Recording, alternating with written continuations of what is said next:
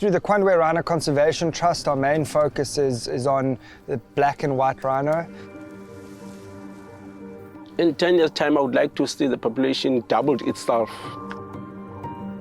so that in the future, my great-grandchildren will know that our granddad protected these animals. They saw there are so many of them. But if we don't do that, the rhinos will just disappear.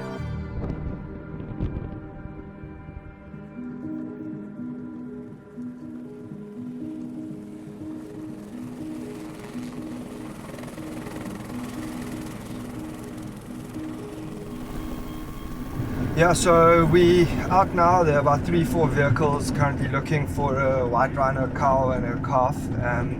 We put one of our new smart collars on this animal about 5-6 months ago, and we got an alert late last week. She had been in quite a bad fight with one of the bulls. I think the bull was trying to mate with her, and she was trying to keep the bull away from her calf. Through that whole process, she got a couple of injuries, and the bull managed to get his horn between her leg and the foot collar.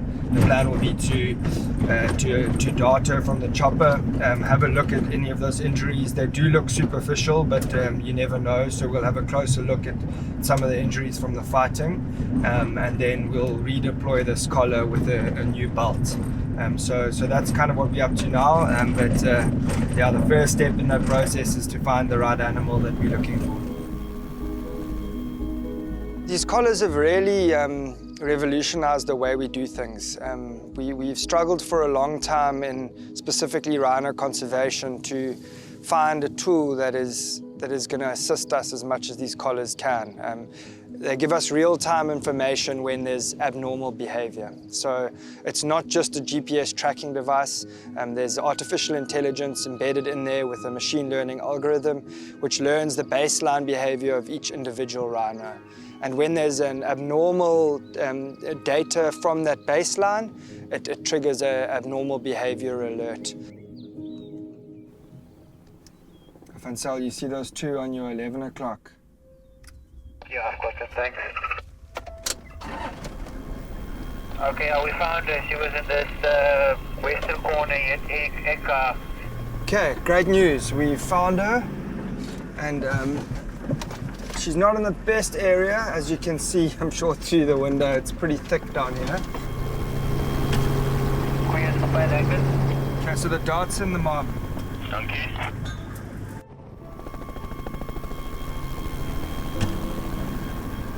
Yeah, so the calf was darted about a minute after the mom, so the mom usually stops first, but then that calf will come back to its mother. Volume already.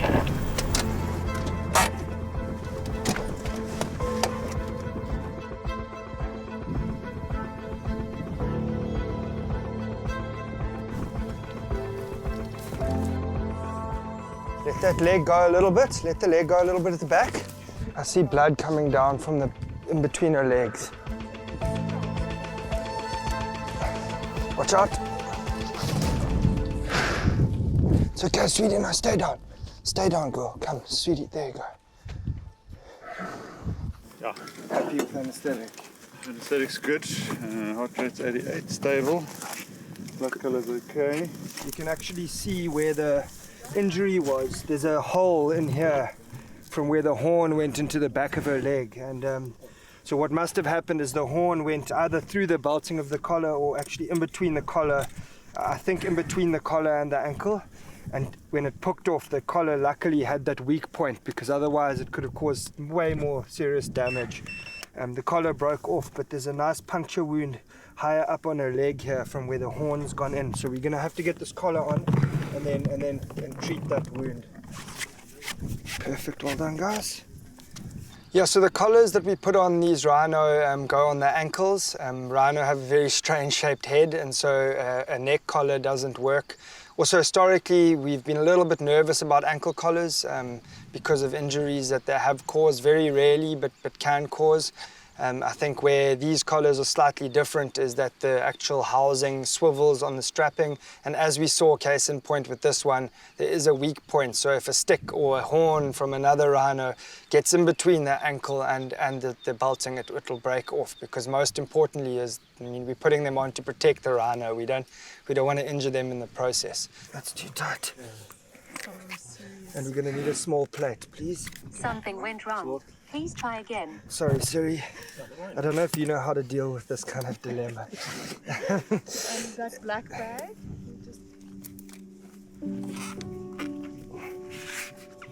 See, I think that's fine because she's also, her foot's not straight.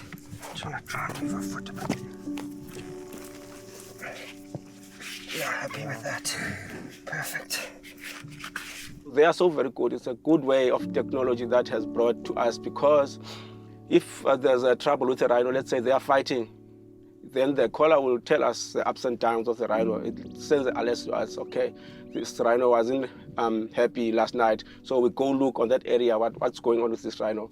We're finding that every alert is worth following up on, because even if it's not something that's life-threatening to the animal, we're still learning. So it's more like now the collars are doing the monitoring themselves.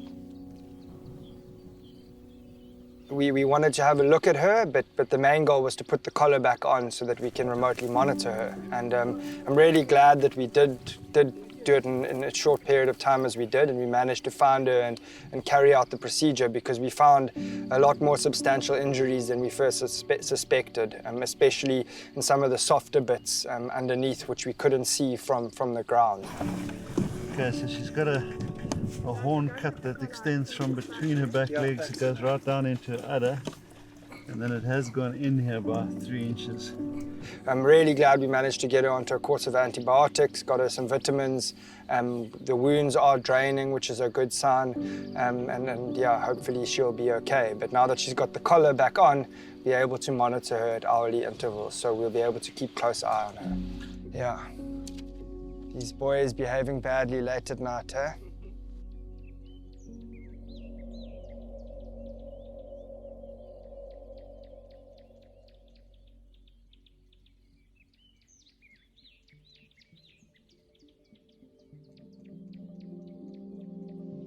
We've all heard a lot about poaching, and sometimes too much, but regardless of the fact, it's at its worst.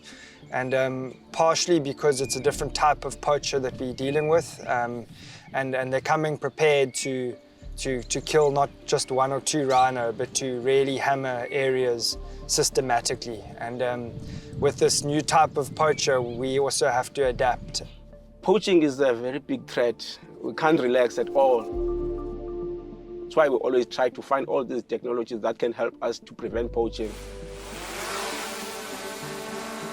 The drone is something that we've more recently added to our whole integrated rhino response system.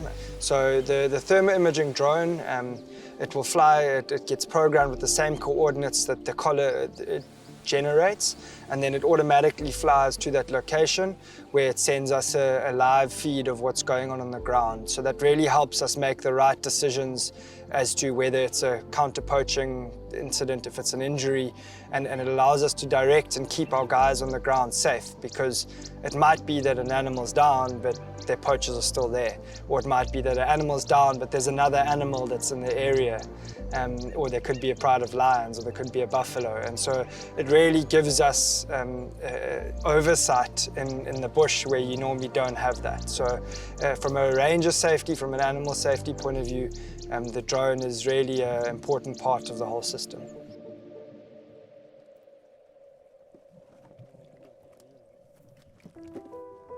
Before we had this collar system up and running, we wouldn't have known that there was an injury to this animal.